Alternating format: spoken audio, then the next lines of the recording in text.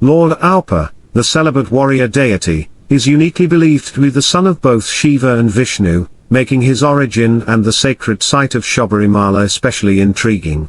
Nestled in the western Ghats of Kerala, Sabarimala is not just a temple but a symbol of devotion and spirituality that draws millions of devotees each year. However, the path to Sabarimala is fraught with challenges, both physical and societal.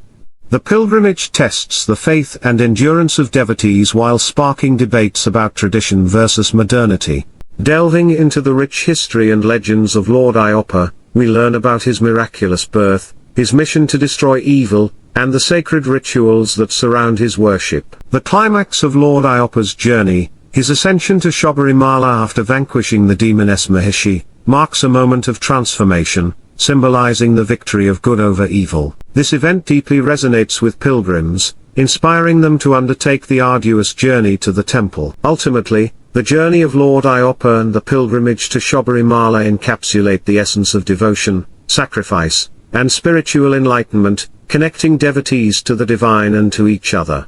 What are your thoughts on the spiritual significance of Sabarimala? Share your insights, and explore more about Hindu mythology and pilgrimage in our next discussion.